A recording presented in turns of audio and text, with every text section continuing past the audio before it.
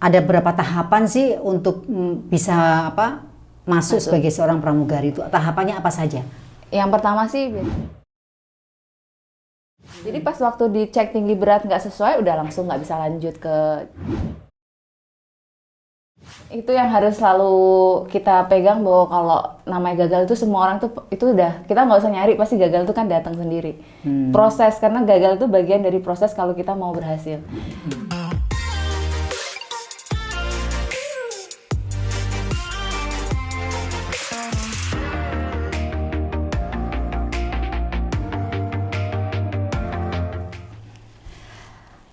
Hai, ketemu lagi dengan saya Mbak Winda Lestari, dan kali ini saya kedatangan tamu yang super luar biasa, seorang wanita yang luar biasa dan mengawali karir juga dari bawah, dan saat ini beliau adalah yang mengkomandani salah satu sekolah tentang pramugari. Ya, siapakah dia? Inilah Mbak Tiwi. Halo, apa kabar? Halo Mbak Winda. Wah, selamat datang ya di perantauan. Ya, it's my pleasure loh akhirnya bisa di sini main ke tempatnya Mbak, terus kita bisa berbicara ya, saling inspiratif lah, semoga bisa menginspirasi nantinya. Iya, saling bertukar pikiran dan sebentar, Mbak Tiwi, ini ngomong-ngomong ini kok bisa datang di sini sakti sekali nih ya, sakti Mondrogo. Pas lagi PSBB ya. Iya, PSBB. Ini gimana ceritanya? Aku sebenarnya udah planning lama, emang mau ke Surabaya sama Banyuwangi lah, emang ada acara dari sebelumnya, tapi karena tiba-tiba, jadi udah beli tiket, udah setup tuh udah lama, udah 2 mingguan sebelum PSBB diumumkan yang jilid 2 ya, yang PSBB jilid 2 ya, berarti ada jilid 1, jilid 2, semoga selesai jilid 2 ya. Amin, ya, berharapnya seperti itu. Jadi ya mau nggak mau sih, terus aku tanya, kan itu nggak cuma aku sendiri sih, aku sama beberapa temen. Terus ya udah, kita gimana nih, tetap jalan nggak gitu. Ya udah, akhirnya kita Bismillah lah jalan. Dengan ini ya lancar sih, pas waktu keluar dari Jakarta sih lancar. Semoga baliknya juga lancar. Takutnya kan bisa keluar nggak bisa balik, itu yang bahaya. Bentar, syaratnya apa waktu harus meninggalkan Jakarta itu? Masih standar. Kemarin tuh waktu berangkat itu sih masih ditanya cuma rapid aja sih, rapid. Terus ya keperluan apa, terus ngisi IHAC ya, kalau nggak salah, yang aplikasi itu udah sih semuanya sudah aman ya. Aman. Oke, berarti kita ketemu dalam keadaan aman ya. Aman. Dan itu pun kita masih ada social distancing ini ya. Oke, jangan ada jarak ya di antara kita ya. Oke. Baik. Ngomong-ngomong kan ini jadi begini, Mbak Tiwi ini kebetulan satu daerah dengan saya dan sama-sama di perantauan. Kalau saya di Surabaya, Mbak Tiwi di Jakarta. Ini awal muasalnya. Ini kan menjadi pramugari kan ya. Saya mengatakan pramugari karena apa? Kita mengenal itu pramugari. Kalau saya mengatakan awak kabin itu kan umum ya. Awak kabin kan umum. Menjadi pramugari, waktu memutuskan jadi pramugari itu apakah tidak ada pro dan kontra dari orang tua? Pasti, apalagi kan ya, jadi saya sama Mbak Winda itu asalnya dari Banyuwangi, Jawa Timur ya Mbak ya. Ini cewek-cewek Banyuwangi ya. Masih daerah zaman dulu, mungkin 15 tahunan yang lalu, daerah yang masih belum terkenal, dan masih yang terkenalnya itu kan ilmu hitamnya ya. Itu tidit gitu ya. Jadi benar-benar merasakan banget orang daerah.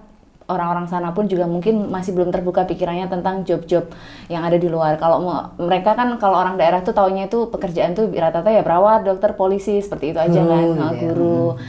Nah, ketika aku mengutarakan pengen jadi pramugari, wah wis, ya orang tua sih pasti langsung kaget sih, menolak dengan langsung tegas. Iya, nggak boleh lah, karena apa, itu pekerjaan apa itu gitu kan ya, dengan stigma negatif dari masyarakat juga. Tapi ya karena aku orangnya keras kepala sih. Oke. Jadi mungkin emang karena dari kecil kan aku ikut karate juga Mbak. Jadi emang tomboy sebenarnya. Ini kalau karate berarti ada ban-ban gitu ya? Iya, ban hitam ini? Aku. Hitam? Wah. Ya aku dari SMP itu mainku ya basket lah, karate apa. Jadi mungkin itu membentuk mentalku jadi lebih kuat lah ya. Jadi ketika ditantang bukannya mundur, tapi aku malah maju. Jadi kayak pengen membuktikan harus bisa gitu. Jadi ya dengan modal nekat ya, tapi nekatnya nggak frontal ya, nggak kabur dari rumah terus nggak pulang-pulang, nggak ya. Tetap ya aku bilang mohon doa restunya lah, mau tetap berjuang nyobain gitu-gitu. Terus ya alhamdulillah sih setelah 1 tahun lah melanglang buana, bisa kesampaian jadi pramugari waktu itu di tahun 2007 Kok awal. 1 tahun melalang buana bisa kesampaian jadi pramugari, maksudnya bagaimana? Soalnya ini Mbak, ternyata kan tak pikir sama aku waktu itu mikirnya jadi pramugari itu gampang. Kayak cuma ngelamar pekerjaan gitu kayak di kantor. Ternyata pas waktu tes baru tahu kalau mau jadi pramugari itu ada tes psikotesnya, bahasa Inggris, terus ada interviewnya itu beberapa kali, terus tes kesehatan, sama tes performance gitu-gitu, make up, semuanya kan dinilai ya. Dan itu kan kita nggak ada modal, kayak baru tahu kayak ternyata itu nggak semudah itu ya nggak ngelamar semudah gitu gitu. ya. Jadi bukannya aku surut sih, jadi kayak sempat gagal sih beberapa kali itu. Oh, dalam 1 tahun itu aku gagal. Jadi pernah mengalami kegagalan ketika ngelamar Waktu ngelamar jadi cabin crew itu aku sempat mengalami kegagalan. berapa kali gagal? Ya alhamdulillah sih baru 2 kali sih. 2 kali gagal. Baru 2 kali alhamdulillah. Baru 2 Soalnya banyak teman-temanku tuh sampai belasan kali, Mbak. Belasan. Enggak, maksudnya begini. Jadi untuk Anda yang pengen jadi seorang pramugari ternyata tidak mudah seperti membalik telapak tangan. Ada proses yang harus dilalui dan juga ada mental di sini gagal gitu ya, gagal. Tadi Mbak Tiwi 2 kali. 2 kali. Nah, kalau teman-temannya? Ada yang belasan, ada yang ini, ya tergantung ya nasibnya. Oh. Kalau aku kan gagal langsung, aku pasti yang aku lakuin tuh langsung search apa nih kekurangannya. Misalnya gagalnya di performance misalnya. Oh berarti emang aku harus ada skill yang harus aku upgrade. Jadi aku ambil les make up gitu-gitu. Jadi les personality development gitu-gitu. Jadi aku mencoba untuk belajar apa yang aku kurang sih. Jadi mungkin langsung cepet, dan waktu itu aku juga sambil kayak kerja sama kuliah juga, jadi kayak lumayan nggak terlalu ke distract lah. Oke, berarti memang tujuan utamanya menjadi seorang pramugari dan tetap dengan sekolah, terus juga mempersiapkan diri bagaimana dengan kegagalan-kegagalan yang sudah diterima itu. Terus apa yang dilakukan waktu itu? Iya, jadi kan aku ngambil jalan tengah, karena waktu lulus SMA orang tua nggak ngizinin aku langsung jadi pramugari. Ya udah, aku bilang oke, ambil jalan tengah, boleh nggak? Kuliah tetap, tapi selama kuliah aku akan coba terus tes pramugari. Kalau sampai aku bisa diterima, aku berarti itu rezekiku, dan aku minta minta didoakan lah, mungkin maksudnya harus diterima, berarti kan sama-sama berjuang. Tapi ya akhirnya ya setelah 1 tahun sambil kuliah, sambil ya nyambi-nyambi kursus lah gitu-gitu, sambil nyoba, dan ternyata diterima di maskapai domestik waktu itu pertama kali di Lion Air. Itu di 2007 Januari lah, itu pertama kali diterima kerja sebagai jadi pramugari. Dan itu baru tahu kalau pramugari itu kerjanya ternyata nggak servis gitu. Jadi benar-benar kenapa pramugari itu ada di pesawat, dan kerjaannya bisa dibilang sebenarnya gajinya tuh juga lumayan tinggi Mbak untuk pekerjaan di Indonesia ya, untuk kerja. Ya karena kita bekerjanya itu sebenarnya main duty-nya kita itu menjaga keselamatan penumpang kan. Menjaga keselamatan penumpang? Ya, keselamatan penerbangan. Jadi benar-benar belajar ketika kita diterima, sign kontrak, kita training selama 3 bulan sampai ada yang 6 bulan. Itu yang kita pelajarin itu prosedur keselamatan. Jadi ngafalin semua, dari ngafalin ya aturan-aturan penerbangan, ngafalin kenapa ini, kenapa itu, sampai simulasi kalau pesawat itu ada kecelakaan, seperti itu. Semua benar-benar berbulan-bulan tuh belajarnya itu. Jadi kita benar-benar simulasi, Mbak, pesawat itu goyang, pesawat itu jatuh di laut, kita sliding dari 6 meter itu, semuanya itu kita praktis, benar-benar real practice gitu. Itu prakteknya itu setelah diterima? Setelah diterima. Tapi kalau waktu mau ngelamar itu cuma bekal-bekal apa? Kayak ya bekal bahasa bahasa Inggris, terus pokoknya yang penting harus bisa membawakan diri dengan baik ya, performance-nya. Ya nggak harus pinter banget make up, tapi setidaknya tahu lah make up yang proper, profesional untuk bekerja itu seperti apa. Terus berpakaian secara profesional, office look gitu-gitu udah harus tahu. Terus ya pembawaan diri, public speaking, karena kan kita kerjanya kan di customer service. Jadi mau nggak mau ya harus ngerti cara berbicara yang baik dan benar di khalayak umum itu seperti apa, karena kan nanti tesnya kan diuji waktu interview gitu kan, kayak ya kita ada tes debat, presentasi. Oh, debat ada Mbak, kayak group discussion gitu. Dari situ tuh mereka kayak ngenilai mana sih orang-orang yang egois, kan bisa kelihatan tuh dari debat gitu-gitu, mana yang pendiam, mana yang bisa teamwork gitu-gitu. Itu penting sih. Jadi itu ada tesnya gitu. Ada tesnya. Mbak Dewi tadi kan katanya sempat 2 kali gagal ya ketika ngelamar menjadi pramugari. Perasaannya bagaimana waktu itu? Ya kalau waktu itu sih sedih ya, karena maksudnya masih lulusan SMA, terus kan nggak pernah ngalamin, ya kaget sih, masih waktu itu bisa dibilang masih 18 tahun, jadi nangis sih kalau setiap kali pas tes terus dibilang nggak sampai tahap selanjutnya, itu aku langsung nangis sih. Nangis. Keluar dari ruangan itu udah nyari tempat sepi, udah nangis gitu. Oh, iya. Karena ya apa ya, pasti sedih lah, tapi ya di sisi lain itu yang harus selalu kita pegang, bahwa kalau namanya gagal itu semua orang tuh itu udah, kita nggak usah nyari, pasti gagal itu kan datang sendiri. Proses, karena gagal itu bagian dari proses kalau kita mau berhasil. Jadi ya aku sih terima, terus berpikir kayak kekurangannya apa ya, ya udah coba lagi. Selama yang kita kejar itu adalah impian, pasti kita berusaha terus. Oke, selama yang dikejar adalah impian, pasti berusaha terus. Berusaha terus. Dan di sini tadi kalau kita menyimak dari apa yang dikatakan oleh Mbak Tiwi, bahwasanya 2 kali gagal, setelah itu baru diterima. Jadi intinya ketika mengalami kegagalan, jangan berhenti sampai di situ, gitu ya? Betul, Mbak. Oke. Terus waktu pertama kali gagal, kedua gagal, persiapan apa yang dilakukan Mbak Tiwi waktu itu? Waktu itu aku sempat kayak ngambil kursus bahasa Jepang juga. Oh, Jepang. Basic lah, karena aku berpikirku kan tinggiku pas-pasan, Mbak. Kalau jadi pramugari itu harusnya kan tingginya 160. Kalau syarat di Indonesia ya. Jadi rata-rata. tinggi 160. 160 lah. Aku itu tinggi 159. Oh, kurang Kurang 1 senti. Kurang 1 senti. Nggak masalah kan, bisa ini dikit Iya. boleh ya. Ya kan kalau ada orang berpikir kalau aku ada kekurangan nih nggak masuk gitu kan. Kalau saya itu alhamdulillah dari dulu tuh mikirnya, wah aku punya kekurangan di 1 senti. Kira-kira aku tutupin pakai apa ya gitu. Jadi akhirnya aku berusaha oke lah ngambil kursus bahasa Jepang atau kursus yang lain yang itu yang mau aku jual ke recruiter. Jadi aku akan, maksudnya itu kekuranganku akan aku lebihin dengan kekuranganku akan aku tutupin dengan kelebihan lain gitu. Yang perlu diingat bahwasanya sadari kekurangan diri dan juga di sini menjadi diri sendiri. Oke, memang penting, tapi menjual diri dengan kompetensi yang dimiliki lebih, itu juga lebih penting berarti Iya, itu ya. betul. Oke. Ini semoga untuk Anda yang ingin jadi seorang pramugari ternyata tidak hanya sekali langsung diterima. Kalau sekali langsung diterima, alhamdulillah. Tetapi kalau memang gagal, berarti harus mencoba lagi. Begitu? Iya. Oke. Kalau dari teman-teman, itu sampai berapa kali sih? Ini biar yang lain ketika gagal itu mereka nggak langsung down begitu, maksud saya. Gimana? Banyak ya, kalau yang aku temuin itu banyak banget yang gagal belasan. Bahkan ada teman aku tuh yang sampai 6 tahun dia nyoba nggak bisa. Tapi karena once kalau kita itu benar-benar pramugari itu adalah impian, ya pasti akan dikejar terus walaupun prosesnya panjang. Nah, sampai makanya aku tulis di bukuku yang pertama itu, Mbak, karena ngerasain dan pas waktu terbang tuh ternyata bertemu orang-orang yang punya mimpi yang sama jadi pramugari dan dulu perjuangannya juga sama-sama susah. Sampai ya ada yang gagal bertahun-tahun gitu. Terus ya udah aku kumpulin di satu buku yang kayak Notes itu kan.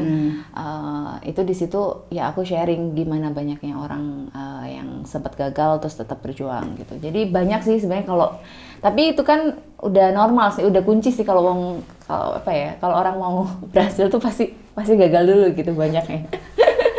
Kalau orang mau berhasil itu berarti harus melalui proses dan juga bisa menerima kegagalan. Oke. Baik, setelah diterima tadi kan 1 tahun ya. Suka duka menjadi seorang pramugari itu apa sih? Suka dukanya ya, sukanya itu dukanya dulu deh. Dukanya dulu deh. Kalau dukanya itu kita itu kerjanya nggak normal ya, abnormal person lah, bisa dibilang itu hidupnya itu udah nggak normal lagi. Karena kalau orang ngantor kan Senin sampai Jumat, Sabtu Minggu, weekend libur gitu-gitu kan, bisa pacaran, bisa apa. Kalau pramugari itu nggak ada. Oh, nggak bisa pacaran? Masa nggak bisa pacaran kalau pramugari? Susah, Mbak. Janjian misalnya mau ketemu ya sayang, nanti aku mendarat Jakarta misalnya. Itu bisa tiba-tiba kita udah mendarat di Jakarta, tiba-tiba bisa aja operation tuh calling. Ini ya nambah ya ke Surabaya ya, atau reroute ya, nggak jadi ketika kita mau berangkat ke Surabaya, ke Jakarta kita di reroute misalnya ganti ya rute Medan. Itu tuh sering banget dulu terjadi. Jadi ya wassalam, kita nggak jadi pulang ke Jakarta, misalnya ke kota lain gitu. Jadi udah banyak banget kejadian pacar udah jemput di airport, kitanya nggak balik. Kitanya ke kota yang lain gitu-gitu. Jadi nggak normal, Mbak. Nggak punya malam minggu, nggak punya weekend, karena kerjanya kan bukan by hari, tapi by day. Jadi 7 hari kerja, 1 hari libur. Nah itu bisa dimulai kapan aja. Bisa hari pertama kita kerja itu dari Rabu sampai ketemu Rabu, atau Selasa ketemu Selasa gitu. bukan Senin ketemu weekend ya. Oh, kayak jadi orang kalau kantor. terbang itu nggak ada 1 hari terbang 1 hari off itu enggak? Enggak, hitungannya dalam kalau di undang-undangnya di aturannya dalam 7 hari harus ada 1 hari libur. Jadi logik 6 hari kerja 1 hari libur sih. Cuma hari liburnya ini bisa di hari Senin, bisa di hari Selasa. Jadi nggak pasti. Nggak pasti itu. Terus nggak ada Lebaran. Pokoknya nggak boleh berharap yang cuti-cuti Lebaran gitu udah nggak ada. Pokoknya jadi pramugari harus siap itu. Jadi orang mudik Lebaran, kita yang nganter pulang kan. Justru itu malah padat kita jadwal kalau pas Lebaran. Lebaran, Tahun Baru, Natal, Imlek gitu-gitu pokoknya udah kita pasti kerja. Jadi nggak punya, saya bilang sih kita nggak punya new normal, nggak normal life ya, nggak punya normal life. Terus kita juga nggak punya libur di hari-hari besar. Jadi kita juga jarang kumpul sama keluarga karena pergi terus nggak pulang-pulang. Kadang sekali terbang tuh nggak cuma 1 hari berangkat besok sorenya pulang nggak, tapi bisa sekali kerja itu 5 hari, 4 hari. Kalau rute internasional tuh bisa ya 5 hari, bisa 6 hari nggak pulang-pulang. Jadi bener-bener ya itulah, that's life. It's a choice. Kalau kita kenal lagu namanya Bang Toyib ya. Kalau ini namanya Neng Toyib ini. Nggak pulang-pulang ya kan. Tapi nggak apa-apa, pas pulang kan dikangenin. Oh gitu. Ditumpuk Jadi dulu. ini ya untuk yang menjalin hubungan kasih dengan pramugari. Jadi harap dimaklum. Tapi ternyata tadi dijelaskan sama Mbak Tiwi bahwasanya hari ini katanya rutenya ke Jakarta atau mungkin kemana gitu. Ternyata bisa jadi pada saat itu ada perubahan rute. Dan itu sering kali ya. Sering kali. Itu. Ada kan walaupun misalnya sekarang sekarang kan udah ada sistem ya, semuanya udah diatur misalnya jadwal semua udah per bulan. Tapi kan ada hal-hal yang mungkin tiba-tiba pesawatnya rusak.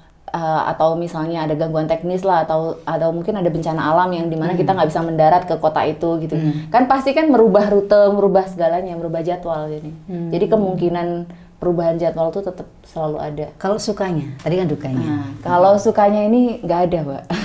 Kalau sukanya itu banyak, jadi pokoknya semua suka deh. Jadi ya dukanya ada, tapi kalau sukanya itu suka banget. Selama ini sudah terbang kemana saja? Alhamdulillah sih di 13 tahun berkarir itu aku udah 5 benua, Mbak. 5 benua? 5 benua. Karena kan jadi waktu saya gabung di domestik, di maskapai domestik, terbangnya itu Indonesia. Dari Sabang sampai Merauke udah pernah lah. Terus ketambahan internasional tuh ya kayak Asia. Habis itu terus kan aku bergabung sama maskapai internasional, 3 maskapai internasional. Jadi pas waktu gabung sama maskapai internasional itu sempat ada base India, sempat base Jeddah juga. Terus terbangnya ya ada di Eropa ada, Amerika ada, Afrika ada. Jadi udah ngerasain sih alhamdulillah di 5 benua itu udah ngerasain. Berarti ini ya, berakit-rakit dahulu, berenang kemudian gitu ya, bersakit-sakit dahulu, bersenang-senang kemudian gitu ya. Jadi memang dari kegagalan yang sudah dialami Mbak Tiwi ternyata sekarang sudah bisa mencapai impiannya menjadi seorang pramugari. Wah, senang sekali. Kalau ini bagi waktunya antara karir dan keluarga, ini wanita kan pasti sulit. Itu gimana? Pilihan sih. Kalau saya bilang sih jujur sulit. Sulit. Kalau karena saya juga waktu memutuskan untuk menikah waktu itu ya aku resign. Resign. Jadi ada pilihan. Ada pilihan. Jadi atau mungkin kalau pramugari itu nggak boleh menikah? Boleh sih, sekarang boleh. Jadi harus selesai dulu kontrak pertama. Kalau kontrak pertama kan ketika kita join itu di kontrak dulu tuh biasanya kontrak pertama itu ada yang 3 tahun, ada yang 5 tahun. Nah itu harus diselesaikan dulu. Itu nggak boleh nikah, nggak boleh macam-macam. Kalau misalnya itu udah lewat, baru boleh nikah. Tapi biasanya masih ada yang nggak boleh hamil dulu gitu. Nah, kalau yang di domestik waktu itu perusahaanku yang pertama itu nggak boleh married, nggak boleh hamil sih. Jadi ya mau nggak mau waktu itu aku resign.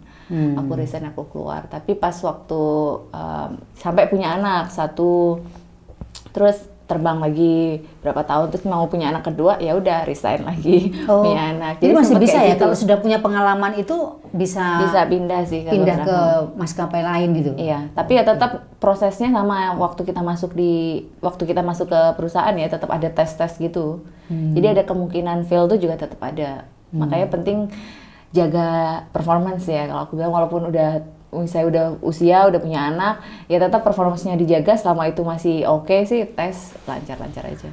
Tolong Mbak Dewi kasih tip dong untuk teman-teman kita atau adik kita yang ingin jadi seorang pramugari atau pramugara, itu gimana sih tipsnya?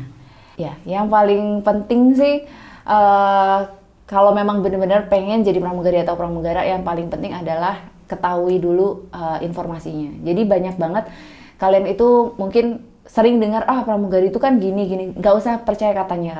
Jadi benar-benar langsung cek ke maskapai syaratnya itu apa. Jadi harus diketahui dulu syarat menjadi seorang pramugari dan pramugara. Karena kan di setiap maskapai itu pun syaratnya beda-beda. Ada yang mungkin misalnya syaratnya minimum 18 tahun. Ada yang syaratnya itu minimum 21 tahun. Jadi dari segi syarat aja setiap airlines tuh punya ketentuan beda-beda. Jadi saran saya langsung cek informasi yang benar, cari informasi yang benar di maskapainya. Kemudian kalau udah tahu itu baru kejar. Apalagi yang paling utama itu adalah komunikasi. Kalian harus belajar soft skill. Kalau kita waktu SMA, kuliah kan kita dapatnya hard skill ya kebanyakan. Jadi yang perlu kalian upgrade itu adalah soft skill kalian. Public speakingnya, kemampuan ya bernegosiasi, networking, macam-macam itu benar-benar harus dilatih sih. Make up, pembawaan diri itu benar-benar kan bisa didapetin dari training atau kursus yang ya di I'm Communication. Ini pakar expertnya ini, langsung belajar kok. Langsung belajar ya. Langsung kayak kalau belajar sama Mbak Wina langsung lolos nih, langsung lolos. Oh, berarti selain hard skill, mereka juga harus menguasai tentang soft skill. Oke. Kalau tadi ya ada berapa tahapan sih untuk bisa masuk sebagai seorang pramugari itu? Tahapannya apa saja?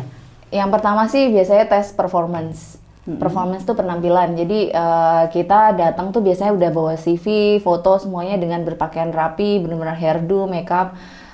Nah di situ nanti di screening tuh kita secara performance, penampilan keseluruhan kita di screening, cara jalan kita, cara duduk, cara berdiri. Berarti yang saya ajarkan semua itu masuk. Makanya betul-betul masuk ini langsung. Masuk ya. Benar-benar jadi kita memang disuruh jalan tuh, jalan dari ujung sana ujung sini, suruh putar badan karena benar-benar dilihat cara jalan, cara berdirinya, senyumnya semua dilihat. Terus habis itu dicek data-datanya sesuai tidak, backgroundnya seperti apa. Terus ada kayak interview kecil aja sih, kayak ya apa yang kamu ketahui dari perusahaan ini, kenapa mau jadi pramugari gitu-gitu. Kayak ya interviewnya singkat aja sih, nggak terlalu banyak.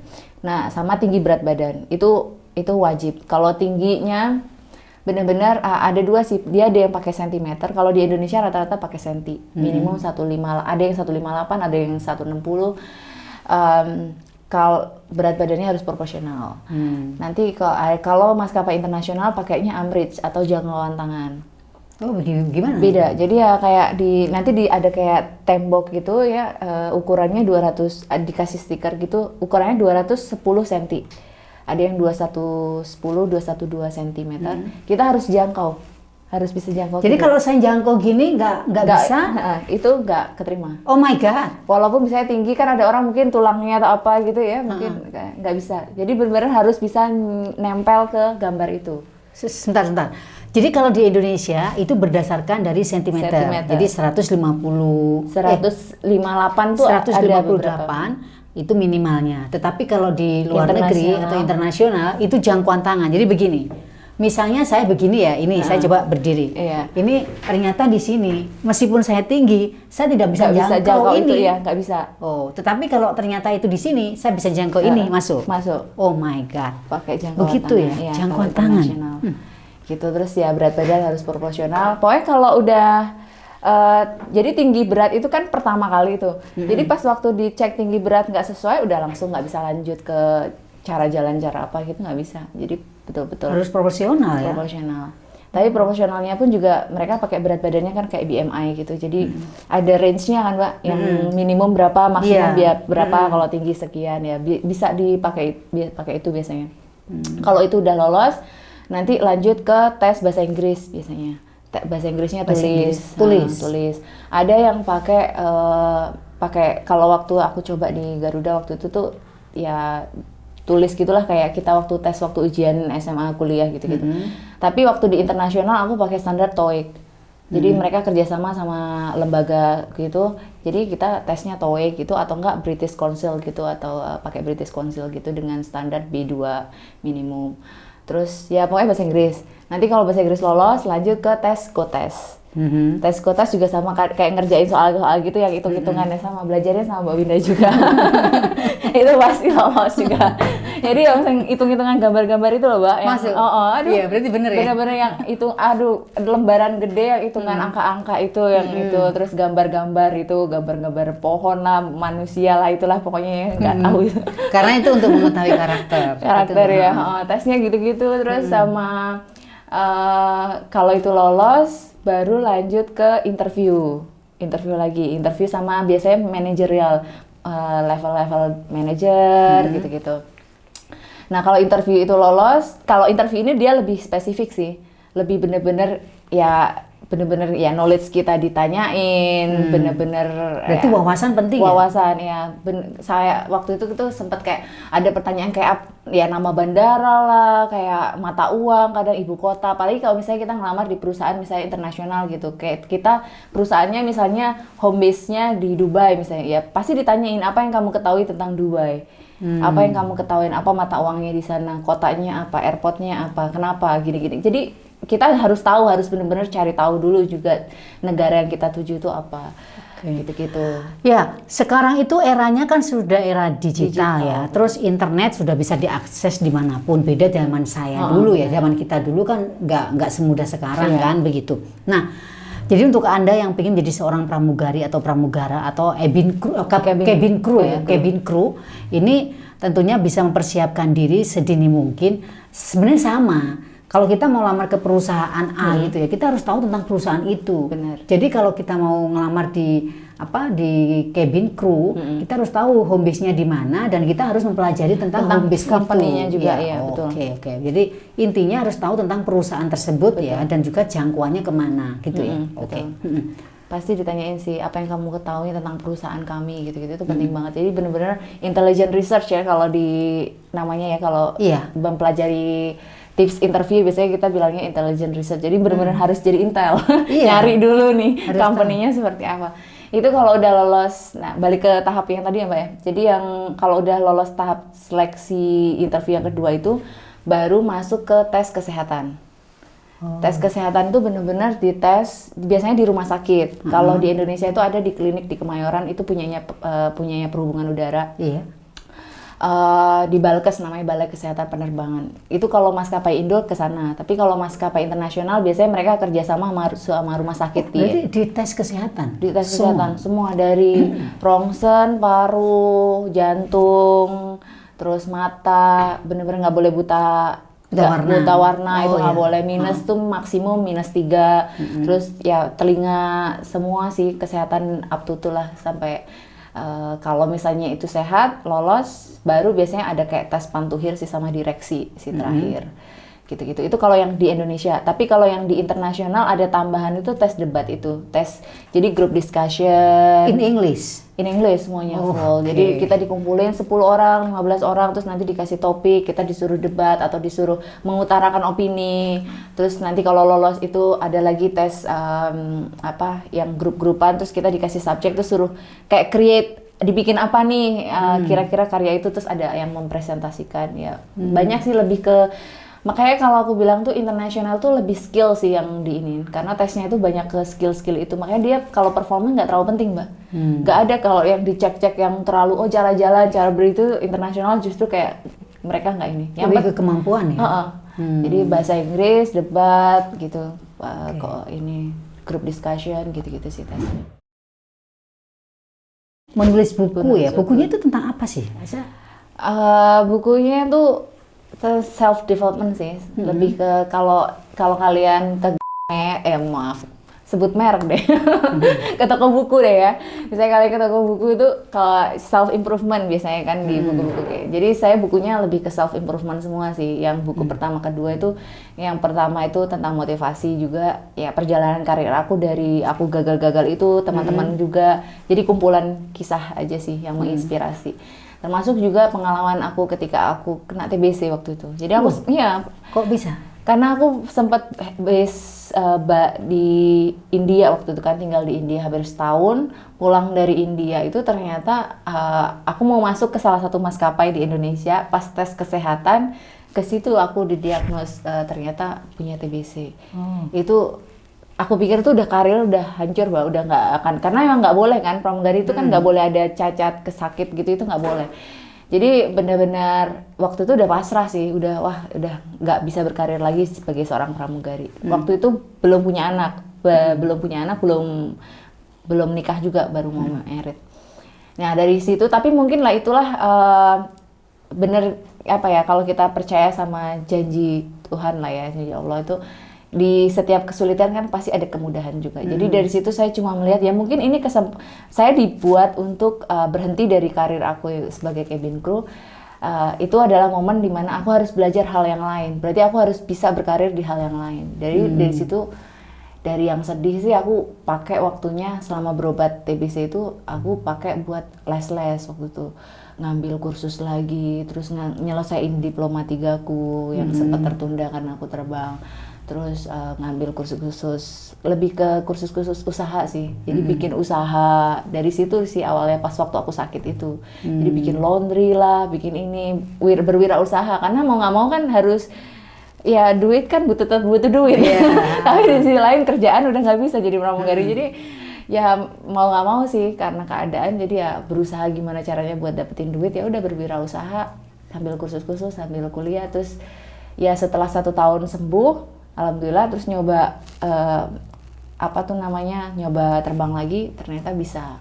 Karena udah kan bekasnya udah hilang ya apanya. Jadi udah bisa sampai sekarang sih, alhamdulillah sih. Tapi itu justru saya selalu memotivasi ke semua yang yang pengen jadi pramugari ya, bahwa aku banyak sekali kekurangan gitu. Banyak ya tinggi lah gitu kan, terus pernah sakit lah apa. Tapi kalau kita memang mau, ya itu harus di cover sama yang ini, Mbak. Jangan fokus sama kekurangan, harus fokus sama gimana caranya meningkatkan kelebihan. Jangan fokus pada kekurangan, tapi bagaimana meningkatkan kelebihan. Jadi gitu ya. Tadi kurang 1 senti, tapi ditingkatkan dengan bahasa Jepang, gitu ya. Dengan bahasa, dengan kemampuan public speaking. Terus ketika tadi tidak bisa ngelamar lagi di pramugari gara-gara kena penyakit ada sakit gitu ya. Ternyata di masa-masa ketika penyembuhan itu digunakan dengan upgrade diri gitu. Sesuatu yang positif ya. Bikin usaha makanya sampai sekarang aku akhirnya bikin usaha yang sekolah. Itu. Ya, ini saya pengen tahu ya. Ini ngomong-ngomong ini dari pramugari terus sekarang menjadi, kalau saya mengatakan ini orang yang bergerak di dunia pendidikan, kaitannya dengan menyiapkan bagaimana adik-adik kita nantinya itu bisa berkarir di cabin crew kan gitu. Ini namanya apa, Pak? Red Wings. Apa Red Wings filosofi Academy. nama Red Wing itu? Sebenarnya itu jujur aku biasanya kalau punya usaha tuh ada filosofinya, kayak laundryku kan namanya Avia tuh, dari aviation gitu-gitu. Terus CV gitu. Kalau yang sekolah ini tuh kemarin tuh red karena aku suka merah sih. Ini emang pecinta warna merah. Tapi hari ini pakai biru loh. Biru ya, biru putih. Nggak nyambung. Nggak nyambung ya.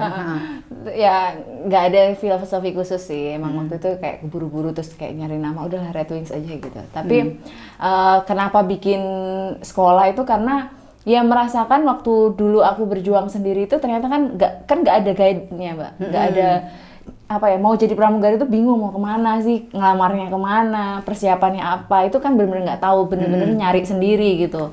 Nah makanya aku bikin sekolah ini untuk teman-teman atau adik-adik itu yang kalau mau jadi pramugari ini lewat sini nih. Jadi kita bimbing apa sih gitu. Proses untuk jadi pramugari itu kan tesnya ini.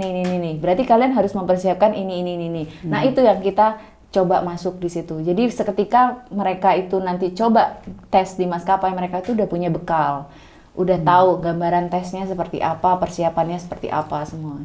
Jadi benar-benar kita soft skill-nya itu kita iniin gitu, termasuk informasi. Jadi kalau mereka lulus pun kita kasih informasi, airlines lagi butuh cabin crew nih, rekrutnya di sini gini. Jadi enak, nggak perlu nyari-nyari lagi mana ya yang lowongan gitu, karena kita akan update terus informasi lowongan pekerjaan. Berapa lama waktu mereka harus belajar di Red Wing? Red Wings itu 3 bulanan. 3 bulan. 3 bulanan doang.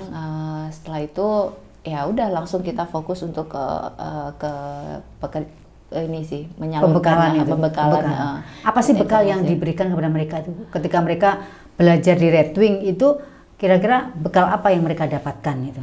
Kalau di Red Wing itu saya bilang tuh kan filosofinya pelatihan singkat siap kerja. Nah, dan setelah saya research ya, kayaknya banyak di Indonesia itu mau pendidikannya tinggi kayak apa tuh kadang kemampuan bahasa Inggris tuh pada pinter-pinter sebenarnya. Cuma kemampuan ngomongnya kadang suka grogi. Oh iya itu. Secara teknikal ya, mereka misalnya nilai wah bagus-bagus, pas diajak ngomong gitu kadang gitu-gitu. Nah, itu yang kita coba gali. Jadi benar-benar kita siapkan 70% tuh materi bahasa Inggris. Jadi dari manual-manual kita itu di Red Wings tuh semua bahasa Inggris. Kita biasakan tuh mereka bisa membaca, bisa announce. Jadi ketika mereka nanti kayak kerja jadi pramugari itu announce bahasa Inggris tuh udah bagus, udah lancar lah, udah influence gitu, udah lancar, pronounce-nya udah bagus. Terus setiap hari ada materi bahasa Inggris. Jadi bahasa Inggris itu 70% tuh kita matengin. Karena itu yang paling dipakai di dunia kerja saat ini, kemampuan berbahasa. Dan 30%-nya itu adalah benar-benar personality development-nya itu. Dari make up, persiapan kesehatan, ya kita ada konsultasi lah, pokoknya public speaking gitu-gitu, personality development, termasuk Mbak Winda. Betul-betul berilmunya Mbak Winda, personality development itu benar-benar bermanfaat banget Mbak nanti di dunia kerja itu. Itu udah nggak diragukan lagi. Hal yang paling diperlukan loh sebenarnya Mbak. Oh jadi di materi itu mereka setiap harinya itu mendapatkan bahasa Bahasa Inggris, ada bahasa Inggris. Bukan belajar bahasa Inggris atau materi disampaikan dalam bahasa Inggris? Dua-duanya. Jadi ya kalau ada kelas bahasa Inggris tetap dapat tiap hari, sama ada materi yang memang disampaikan dalam bahasa Inggris. Kayak penerbangan gitu, ilmu-ilmu penerbangan tuh kita sampaikan dalam bahasa Inggris. Bahasa Inggris. Ya. Oke. Jadi trainer-trainernya itu aku wajibin menyampaikan dalam bahasa Inggris gitu. Kalau tadi kan bagaimana sih mereka bisa gabung dengan Red Wing? Saya ingin tahu bagaimana. Yang penting sih niat dulu. Niat maksudnya karena aku nggak mau terima orang yang nyoba-nyoba aja, karena nanti beda. Males ngedidik. Kalau saya sih di Red Wings tuh saya nggak mau terima banyak siswa ya. Biasanya satu angkatan tuh 20 maksimum. Dan kita kan nanti kan ada tes interview dulu gitu-gitu. Jadi mereka nggak langsung diterima itu enggak? Enggak. Jadi harus memenuhi syarat ya. Pertama sih dia harus lulus SMA atau SMK ya. Minimal SMA atau SMK. Okay. Terus umur ya minimum 18 tahun lah. Biasanya terus tinggi itu wajib 158 minimum. Kita pakai, kenapa nggak pakai 160 yang kayak Airlines Indo? Karena saya fokusnya ke internasional juga. Jadi nggak mau ngarahin anak itu cuma coba lamar maskapai domestik. Nggak, pengennya nyoba juga di internasional. Karena internasional kan 158 masih bisa. Oke. Berarti untuk mereka yang ingin menjadi seorang pramugari itu seandainya usia 18, kan ada sekarang tuh pernikahan dini. Apakah harus mereka itu dalam keadaan bujang atau boleh nggak status menikah? Kalau bisa sih single sih. Single. Karena kalau menikah itu udah pasti kalau di Indo udah nggak bisa. Kalau jadi pramugari di maskapai Indo udah nggak bisa. Tapi kalau dia memang benar-benar pramugari adalah mimpinya dan dia mau ini, bisa internasional. Oh. Ya, tapi ya berarti dia harus benar-benar fokusnya, berarti benar-benar dia harus siapin skillnya itu kayak kemampuan bahasa Inggris itu harus benar-benar matang dia. Harus benar-benar advance lah, dia harus benar-benar di situ karena dia kesempatan dia kan nggak selebar yang masih single ya. Dia benar-benar fokusnya ke International Airlines ya. Bisa. Kalau International Airlines itu boleh Mbak nikah. Jadi internasional nggak membatasi ya, sudah menikah atau tidak, iya. Atau mau punya belum? anak pun boleh, cerai apa boleh. Boleh. Pokoknya, karena mereka itu benar-benar yang penting tuh kamu punya knowledge, kamu benar-benar capable, mampu, boleh. Dan mereka kan pakai kontrak ya, kamu bersedia ditempatkan di misalnya di Dubai atau di Qatar, di Saudi gitu-gitu, ya it's fine. Nggak masalah. Jadi benar-benar, tapi emang lebih berat sih tesnya kalau saya bilang. Tapi terukur, enak sih. Karena benar-benar yang berarti kita harus siapin performance gitu, bahasa Inggris kita harus bagus nih. Terukur gitu, apa yang perlu disiapkan tuh terukur menurut aku. Kan ada orang yang beranggapan jadi pramugari itu harus cantik. Gimana itu? Saya nggak setuju sih itu. Yang benar tuh menarik ya kalau bilang. Oh, oke. Iya, kalau cantik tuh orang cantik banyak, tapi belum tentu dia menarik ya. Karena kan pramugari itu all package yang harus membawakan image perusahaan ya. Jadi dia mewakili perusahaan. Kayak mungkin kita kalau di airport ngelihat pramugari maskapai A gitu, kita udah tahu pramugari ini nih dia ya apa emang bener-bener ramah-ramah. Pramugari jutek-jutek tuh udah apa ya, maksudnya itu image gitu. Tapi kan perusahaan tuh sebenarnya maunya kan kita membawakan image yang bagus. Jadi ya harus menarik, itu memang benar. Jadi menarik itu tuh bukan cantik tapi terlihat terlihat sesuai lah, terlihat bagus ketika kita memakai seragamnya, kita overall looks-nya itu bagus, grooming-nya bagus, bisa bergrooming secara baik. Terus ya tinggi, beratnya itu kalau bisa proporsional, tidak over, tidak under, terus punya kemampuan knowledge. Jadi itu penting banget karena nggak mungkin percuma cantik ketika kita ditanyain apa yang kamu ketahui tentang misalnya tentang maskapai kita terus nggak bisa ngejelasin atau apa ya. Jadi benar-benar harus punya pengetahuan juga. Wawasan itu penting ya, jadi wawasan itu penting. Mbak, ini kan sekarang punya Red Wings ya. Ini sudah berapa tahun? Kalau Red Wings tuh baru 1 tahun. 1 tahun ini ya, 1 tahun. Apa sih mimpi Mbak Tiwi ini untuk Red Wings ini apa? Red Wings ini ada? Ya aku sih pengennya melihat suatu saat, kan saya tuh pengennya nggak pengen lama-lama terbang sih. Soalnya kan di internasional tuh sekali terbang ya lama gitu kan. Berapa lama sih kalau internasional? Ya bisa 5 hari, 4 hari, 3 hari baru pulang gitu. Ya, jadi kan jarang, apalagi aku udah punya anak sih. Jadi pengennya sih emang targetnya pengen cepet pensiun dini lah dari terbang. Dan one day itu aku pengen tuh melihat banyak. Aku pengen sih membantu anak-anak generasi muda sih, supaya ketika mereka mau jadi pramugari itu tahu gak kesulitan, mengalami kesulitan seperti aku dan teman-teman yang lain yang kesusahan informasi, kesusahan persiapan gitu. Nah, jadi pengen bisa memberikan mereka bekal, bisa diterima kerja secepatnya. One day ketika aku pensiun, naik pesawat, ngeliat murid-muridku udah pada terbang, gitu. Itu impiannya sih. Mimpinya begitu ya? Gitu. Dan pengen memberikan pendidikan yang terjangkau. Jadi makanya mungkin kalau misalnya nanti teman-teman cek di Red Wings tuh, biayanya itu super terhemat banget menurut aku dari sekolah pramugari yang lain di luar sana. Jadi karena memang niatku memberikan pendidikan ini sih, karena kita kan dari anak daerah dan saya bukan dari orang kaya sih, jadi saya tahu yang namanya pendidikan itu tuh mahal sih memang. Tapi bukan berarti kalau kita mau sukses tuh kita dengan uang seadanya itu tuh kita nggak bisa mendapatkan pendidikan yang baik. Itu saya nggak mau seperti itu. Jadi saya pengen pendidikan yang baik, kualitas yang baik, tapi dengan biaya terjangkau. Nah, sebelum mengakhiri bincang-bincang kita kali ini, apa hal yang paling membahagiakan Mbak Tiwi ketika menjadi seorang pramugari? Hal yang paling membahagiakan, paling sederhana itu kalau ada orang yang bilang terima kasih. Terima kasih. Terima kasihnya itu terima kasih yang tulus. Kayak misalnya saya pernah pengalaman tuh waktu itu terbang London, Mbak. Waktu itu puasa Ramadan, kan aku puasa. Yang lain tuh krunya semua orang foreigner kan, gak ada yang puasa. Dan penumpangku tuh waktu itu terbang London ke Jeddah. Rata-rata tuh mereka juga mau umroh jadi pada puasa. Pas after take off itu jamnya buka puasa. Itu kan ya udah kita kan sibuk ngasih makan karena semua orang mau buka puasa, dan teman-temanku itu ya udah kasih makan gitu. Itu dan aku tuh belum minum sama sekali, sampai gemeter ngasih makan tuh, aduh gemeter banget. Tapi gimana tugas gitu, ya udah. Nah di situ tuh nggak tahu kenapa ada satu orang yang lihat tuh, itu sampai saya gemeter gitu, terus kayak orang tuh dikit-dikit tuh, excuse me, water. Terus dia itu dengan si bapak-bapak itu, terus mungkin dia ngelihat aku capek atau apa, dia nanya, are you fasting? Aku bilang, yes sir. Thank you so much, dia bilang. Thank you so much you serving us gitu-gitu. Itu tuh kayak ini banget. Banyak sih kejadian, terus kayak pernah nenek-nenek ibu-ibu pakai kursi roda gitu kan. Ya udah kan kita sebenarnya it's just part of our job gitu. Kalau misalnya kita ngebantu, ya udah aku cuma bantu, aku tuntun taruh di kursi roda, terus dia yang karena dia kan nggak bisa ngomong ya, dia cuma pegang tanganku. Sukron gitu. Apa pakai bahasa Arab gitu. Itu tuh saya nangis loh. Gitu-gitu tuh kayak menurut aku tuh itu the most happiness gitu yang aku dapat dari pekerjaanku adalah ketika ada orang lain yang benar-benar tulus berterima kasih atas pekerjaan kita. Karena kan kadang pekerjaan kita itu nggak dihargain ya. Mungkin Mbak sebagai mungkin dulu waktu berkarir ada yang nggak menghargai, itu kan kesel ya. Walaupun kita tahu wah pekerjaan kita itu berat loh.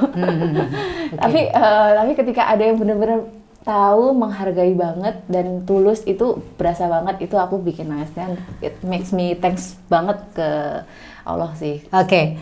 Jadi kuncinya di sini adalah terima kasih, dan saya juga mengucapkan terima kasih ya karena sudah hadir di sini untuk berbagi bagaimana menjadi seorang pramugari. Baik, terima kasih untuk Anda yang masih setia di channel I'm Com Channel, masih bersama dengan saya Bawinda Lestari.